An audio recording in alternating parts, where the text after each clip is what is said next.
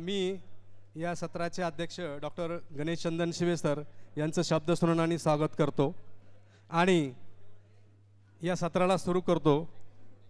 तर या सत्रातील आपले पहिले पाहुणे आहेत संजय विष्णू काळे। संजय विष्णू साठे हे टेंभुर्णी येथील महाविद्यालयात मराठीचे प्राध्यापक आहेत। सैराटमध्ये त्यांनी शिक्षकाची भूमिका केलेली आहे। आटपाट प्रोडक्शन याचे ते सदस्य आहेत आणि सुजय डहाटे दिग्दर्शित केसरी हा सिनेमा आणि याचं जे गीतलेखन त्यांनी केलेलं आहे, या गीताला यावर्षीचा रेडिओ मिर्चीचा upcoming lyricist of the year हा पुरस्कार त्यांना मिळालेला आहे।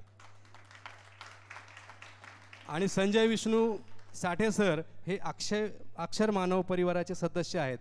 मी त्यांना विनंती करतो की त्यांनी त्यांचा या विषयाचा त्यांचा जो व्याख्यानाचा विषय आहे याच्यावर त्यांनी आपलं मनोगत किंवा आपले विचार मांडावे।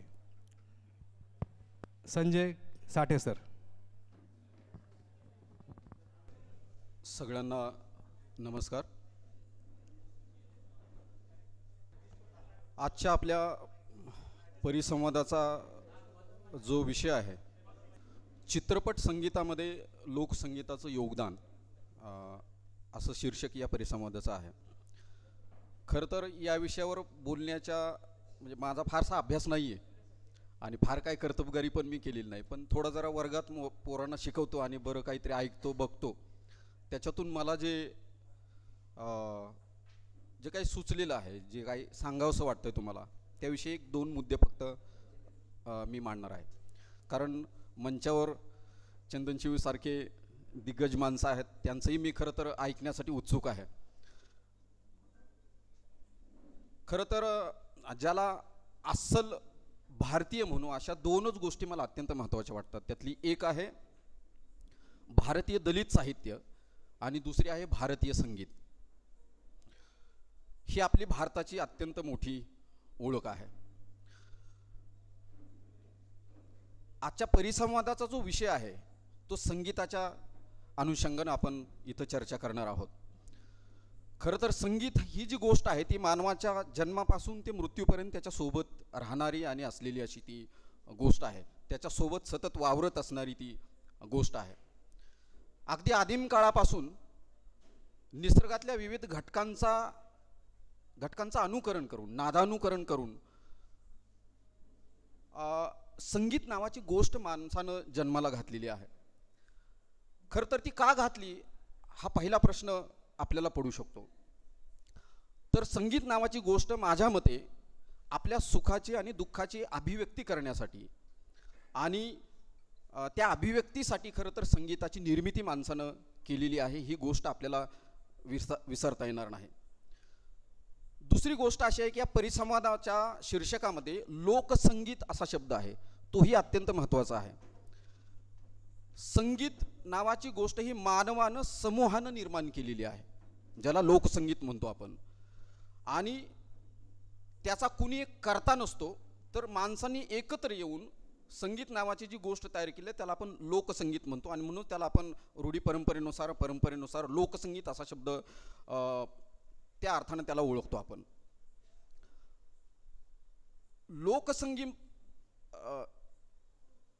लोकसंगीत नावाची ही जी गोष्ट आहे ती मानवी व्यवहारामध्ये अव्याहतपणे आतापर्यंत वाहत आलेली आहे आणि ती सतत आपल्यासोबत असलेली अशी ती गोष्ट आहे, हे मी आत्ता बोललोच। पण या अलीकडच्या तंत्रज्ञानाच्या काळामध्ये हे लोकसंगीत अत्यंत प्रयोगशील होत आलेलं आहे आणि अत्यंत वेगवेगळे प्रयोग आता इथं खूप मोठी मान्यवर मंडळी चित्रपट क्षेत्रातली बसलेली आहेत, नव्यानं काही त्याच्यामध्ये करू पाहणारी सुद्धा अनेक मंडळी आहेत। या तंत्रज्ञानाच्या काळामध्ये आणि आधुनिक काळामध्ये लोकसंगीताला एक प्रयोगशील करण्याचं काम किंवा अनेक प्रयोग करण्याचं काम त्याच्यामध्ये आपण करत आलेलो आहोत आणि ते सगळं आपण ऐकत आलेलो आहोत। म्हणजे लोकसंगीताच्या प्रचारासाठी आणि प्रसारासाठी उपयुक्त असलेली अनेक जी माध्यमं आहेत त्यातलं चित्रपट हे अत्यंत महत्त्वाचं माध्यम आहे। त्याचं कारण असं आहे की एका वेळी अनेक लोक, म्हणजे त्याची अगणित लोक म्हणूयात आपण त्याला, हजारो कोट्यवधी म्हणण्यापेक्षा अगणित लोक एका वेळी तो चित्रपट बघत असतात, त्याचा जो एक इम्पॅक्ट असतो तो अत्यंत मोठा असतो. बऱ्याचदा चित्रपटाकडे बघण्याचा सुद्धा दृष्टिकोन आपला नीट नसतो, गंभीर नसतो कधी कधी. पण चित्रपट आणि समाज याचा पूर्वपरंपार एक अनुबंध राहिलेला आहे आणि खूप एक जवळकीचं नातं त्याचं राहिलेलं आहे. म्हणजे चित्रपट जे दाखवले जातात त्याच्याबद्दल आपण अनेकदा असं म्हणतो की चित्रपट हा समाजाचा आरसा आहे, बरोबर.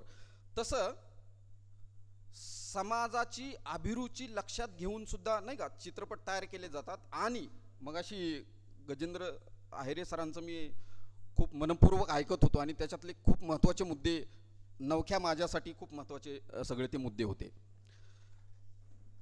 मी मगाशी अंकुश सरांशी सुद्धा बोलताना असं म्हणालो होतो की अभिरुची नावाचा जो प्रकार असतो, काय होतं बऱ्याचदा आपण चित्रपटगृहामध्ये जातो, ती आपल्या अभिरुचीची एक चौकट घेऊन आपण खुर्चीत बसतो बऱ्याचदा आणि तिथं आपली फसगत होते. आपल्याला हे आवडतं आणि आपल्याला हे बघायचं आहे अशी अपेक्षा ठेवून आपण चित्रपटगृहामध्ये बसत असतो. पण आपल्या म्हणजे अभिरुचीच्या चौकटीच्या बाहेर जाऊन आपण जो चित्रपट बघतो आहोत तो आपल्याला काय सांगतो आहे, तो आपल्याला काय सांगू पाहतो आहे, तो आपली कुठली अभिरुची तयार करू बघतो आहे, हेही कधीतरी आपण नीट समजून घेतलं पाहिजे. आणि तसा प्रयत्न अलीकडं होतो आहे याचा मला खूप आनंद वाटतो आहे. विशेषतः मराठी चित्रपटांमध्ये हे सगळं घडतं आहे. मुद्दा माझा असा आहे की चित्रपट हे जे माध्यम आहे ते अत्यंत प्रभावशाली माध्यम आहे, अत्यंत परिणामकारक असं माध्यम आहे. आणि लोकसंगीत नावाची गोष्ट ही समाजाची एक अतूट अशी एक गोष्ट आहे. ती म्हणजे समाजापासून संगीत बाजूला करता येत नाही आणि संगीतापासून समाज बाजूला करता येत नाही. अगदी आदिम काळापासून आदिवासी समाजामध्ये, भिल्ल समाजामध्ये, गोंड समाजामध्ये, कोळी समाजामध्ये, अनेक खेड्यापाड्यांमध्ये छोट्या जाती जमाती जे आहेत यांच्यामध्ये ते संगीत, लोकसंगीत हे मुरलेलं होतं. मला आठवतं चांगलं, आता थोडासा काळ तो मागं पडत चाललेला आहे. मी ज्या काळामध्ये जगलो, माझं ज्या काळामध्ये बालपण गेलं, त्या काळामध्ये अगदी हे सगळे वासुदेव, हे सगळे गोंधळी, ह्याच्याबद्दल चंदनशिव सर सविस्तर बोलतील. ही सगळी माणसं, पोतराज असतील, वाघ्या मुरळे असेल किंवा कुडमुडे जोशी यायचे सर, चंदनशिव सरांना ते सगळं माहिती आहे, लोककलावंत. आणि ते आपापलं लोकसंगीत घेऊन यायचे आणि गावाच्या मनोरंजनासोबतच काही सांगायचे, काही प्रबोधनात्मक, काही एक संवाद करायचे ते आपल्याशी. आता तो काळ जरा मागं पडत चाललेला आहे. पण तरीही अलीकडच्या काळामध्ये या लोकसंगीताचा वापर चित्रपटांमध्ये अनेकांनी खूप दर्जेदार पद्धतीनं आणि प्रभावी पद्धतीनं सगळा केलेला आहे. मी चित्रपटांची उदाहरणं तुम्हाला सांगत बसणार नाही, तुम्ही सगळे तरुण आहात, अनेक चित्रपट तुम्ही बघितलेले आहेत. पण अलीकडच्या काळामध्ये या लोकसंगीताला खूप संधी आणि खूप वाव अनेकांनी दिलेला आहे, हेही मला आवर्जून इथं नमूद करायचं आहे. अजून एक गोष्ट मला इथं एक स्पष्ट करायची आहे, म्हणजे शिकवायची असं म्हणणार नाही मी. संगीत ही जी गोष्ट आहे ती गायन, वादन आणि नृत्य या तिन्हींचा मिलाप म्हणजे संगीत आहे. म्हणजे कृपया ही गोष्ट तुम्ही हा विषय समजून घेत असताना ती विचारात ठेवावी आणि डोक्यात ठेवावी असं मला वाटतं. म्हणजे पारंपरिक दृष्टीनं जी लोकगीतं गायली गेली, जी लोकवाद्य वाजवली गेली, जे लोक नाट्य म्हणा किंवा लोकनृत्य म्हणा, आपण हे जे सादर केलं गेलं, ह्याच्यातून लोकसंगीत आकाराला सगळं आलेलं आहे. त्यामुळं चित्रपटामध्ये, विशेषतः मराठी चित्रपटामध्ये, मला हिंदीचा फार अनुभव नाही येतो. खरं तर हिंदी चित्रपटामध्ये लोकसंगीत हे चवीपुरतं कधी कधी मला दिसतं हिंदी चित्रपटांमध्ये. खरं तर लोकसंगीताचा वापर करणं किंवा प्रभावी पद्धतीनं लोकसंगीत त्याच्यामध्ये म्हणजे काय म्हणू, समाविष्ट करणं ही गोष्ट अत्यंत कठीण पण आहे आणि खूप मेहनतीची पण ती गोष्ट आहे.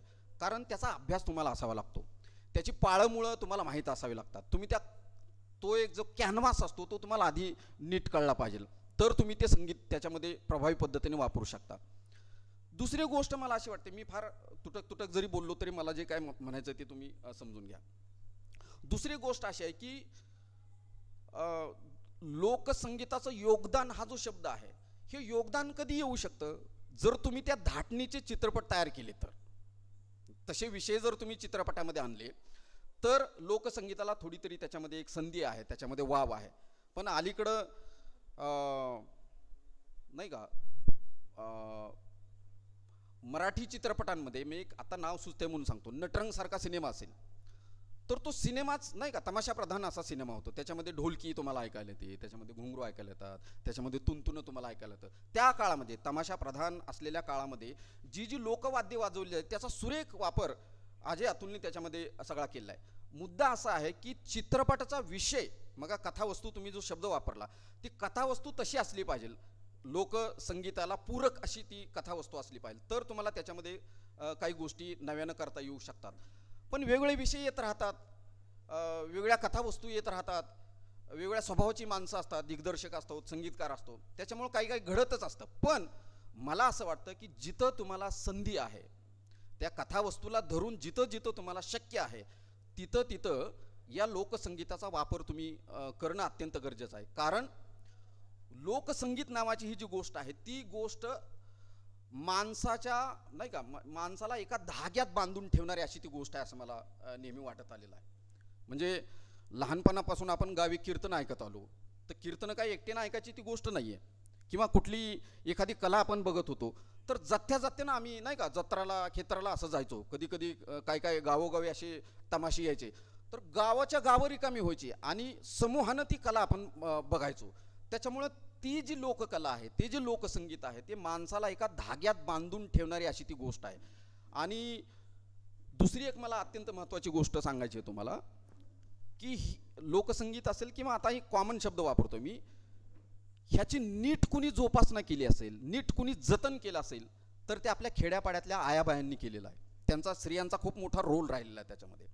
पण अलीकडच्या काळामध्ये म्हणजे अगदी आपल्याकडे मातृसत्ताक पद्धत होती आणि ती जेव्हा लयास गेली तेव्हापासून आपण स्त्रीला दुय्यम लेखत गेलो आणि तिच्याकडे जी सृजनशीलता आहे, जी सर्जनशीलता आहे, तिचा पुरुष म्हणून, पुरुष सत्ताक म्हणून आपण गळा घोटत गेलो. आणि म्हणून स्त्रीजवळ जे लोकसंगीताचं संचित होतं, लोककलांचं जे संचित होतं ते आपण नाही का, खरं तर हा वेगळाच विषय आहे. म्हणजे लोकसंगीत आणि आपली समाजव्यवस्था, म्हणजे समाजव्यवस्था जर नीट नसेल तर या सगळ्या कलांचं सुद्धा कसं नुकसान होऊ शकतं ह्याचं एक उदाहरण म्हणजे हे लोकसंगीत आहे.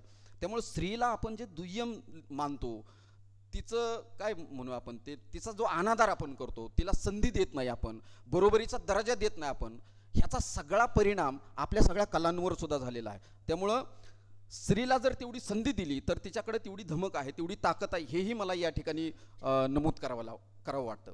दुसरी गोष्ट, मगाशी मी खेड्यातल्या जत्रा खेत्रांचा उल्लेख करत होतो की 18 पगड जातीतली ही सगळी माणसं नाही का, म्हणजे कसली कसली वाद्य होती आपल्याकडं. चंदनशिव सरांना ते सगळं माहिती आहे. म्हणजे सुंदरी नावाचं वाद्य आहे, संबळ नावाचं वाद्य आहे, डप आहे, तुंतुन आहे, खंजीर आहे नाही का, ताशा आहे, हलगी आहे, ढोलकी आहे, मृदुंग आहे, कितीतरी अशी लोकवाद्य होती. ही सगळी लोकवाद्य खेड्यातली कोपऱ्यातली माणसं नाही का स्वतः तयार करायची आणि स्वतः ज्याला परफॉर्मन्स म्हणतो आपण ती सगळी करायची. आता अशा सगळ्या खेड्यापाड्यांची अभिरुची सुद्धा बदलत आलेली आहे. म्हणजे ह्याला पुन्हा जागतिकीकरण नाही का, भांडवली व्यवस्था, हे नव्यानं आलेला सगळा चंगळवाद हे सुद्धा कारणीभूत आहे. म्हणजे जे प्युअर होतं खेड्यापाड्यांमध्ये लोककलेच्या दृष्टीनं, त्याच्यावर या सगळ्या जागतिकीकरणानं घाला घातला आणि ती कला काय म्हणू आपण थोडीशी त्याला एक डॅमेज करण्याचं काम या सगळ्या अलीकडच्या काळात सगळं केलेलं आहे. पण मला आनंद ह्याचा वाटतो आहे, मगाशीपासून मी सगळं हे ऐकतो आहे आणि नव्यानं या क्षेत्रामध्ये उतरू पाहणारी जी नवीन पोरं आहेत ते अनेक त्यांच्या मनातल्या शंका विचारत होती. त्या शंका विचारत असताना मला एक आश्वासक गोष्ट अशी वाटत होती की ह्यांना काहीतरी करायचं आहे आणि आपलं मांडायचं आहे. त्यांच्या सगळ्या शंकांची आहिरे सरांनी उत्तरं दिली. मुद्दा माझा असा आहे की कोणतीही कला समृद्ध कधी होते तर त्याच्यात वेगवेगळ्या जॉनरची माणसं जेव्हा येतात, वेगवेगळ्या स्वभावाची, वेगवेगळ्या प्रांताची, वेगवेगळ्या भाषेची माणसं जेव्हा त्याच्यामध्ये इन्व्हॉल्व्ह होतात तेव्हा ती कला समृद्ध होत असते. आणि मला खात्री आहे की तुम्ही नव्यानं या क्षेत्रामध्ये येऊ पाहणारी जी मंडळी आहेत ती आपापला प्रांत घेऊन येतील, आपापली भाषा घेऊन येतील, आपापली कला घेऊन येतील, याच्यावर माझा प्रचंड विश्वास आहे. आणि येता काळ हा अत्यंत मराठी चित्रपटसृष्टीसाठी सुवर्ण काळ आहे याची खात्री मला आहे. खरं तर चित्रपटांमध्ये मी थोडी लुडबुड काही करत असतो, म्हणजे फार उदाहरणं देणार नाही, पण फॅन्ड्रीज तुम्ही सिनेमा बघितला, आता सरांनी फार महत्त्वाचा उल्लेख केला होता फॅन्ड्रीच्या बाबतीमध्ये. म्हणजे फॅन्ड्री अनेकांनी तो चित्रपट बघितला नाही, पण तो अत्यंत दर्जेदार चित्रपट होता. आणि त्याच्यामधला जो जब्या आहे त्याचा आणि त्या हलगीचं खूप जवळचं नातं आहे. चित्रपटामध्ये जरी नसलं तरी एक जो तुझ्या फिरतीचा हा इंचू मला चावला, त्याला जे म्युझिक आज यातून दिलं आहे त्याच्यामध्ये म्हणजे जास्तीत जास्त हलगीचा वापर जो केलेला आहे त्याचाही एक वेगळा इम्पॅक्ट. खरं तर ती चित्रपटात